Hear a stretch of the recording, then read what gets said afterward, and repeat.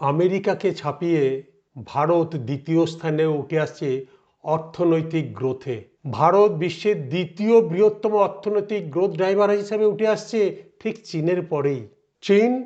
চীনের GDP growth হচ্ছে 26%, আর ভারতের 17%, আর আমেরিকার 9.9%। অতএব গ্রোথের দিক থেকে ভারত আমেরিকাকে অতিক্রম করে যাচ্ছে। বাট মোট অর্থনীতির আকারে আমেরিকা এখন অনেক বড়, সেটা ঠিক আছে। বাট যে হারে জিডিপির গ্রোথ হচ্ছে 2004 IMF এর রিপোর্ট বলছে, আমি বলছি না, IMF এর রিপোর্ট অনুযায়ী সব কিছু হয়। এবং IMF এর রিপোর্ট পড়ার পর আমেরিকার সব থেকে ধনী ইলন মাস্কও বলছে ভারত দ্বিতীয় স্থানে খুব শীঘ্রই উঠে আসবে। এবং তার জন্যেই কিন্তু বিভিন্ন কন্টিনেন্ট ভারতের সঙ্গে এগ্রিমেন্ট করছে, ফ্রি ট্রেড ডিল করছে, এবং ট্রাম্প সাহেবও তড়িঘড়ি ভারতে কথা বলা শুরু করেছেন। এটা আমাদের জন্যে অনেক বড় খবর।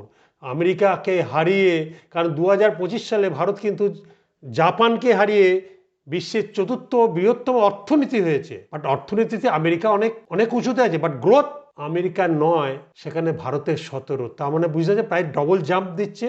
সো ভারতের যে বিকশিত ভারত 2047 সালে ভারত আবার জগৎ সভায় শ্রেষ্ঠ আসন লবে, ভারত সেদিকে এগুচ্ছে। কিন্তু কেন?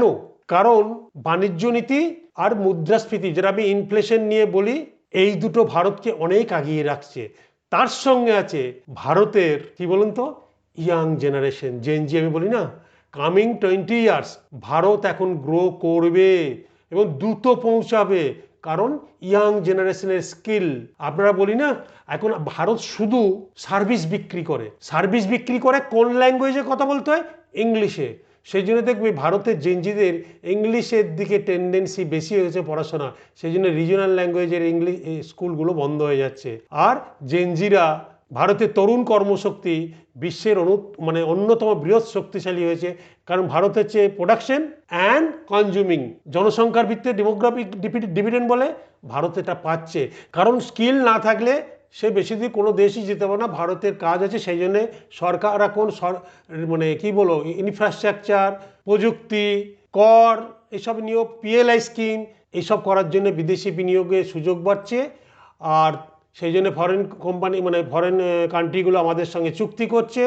এর ফলে কি হবে?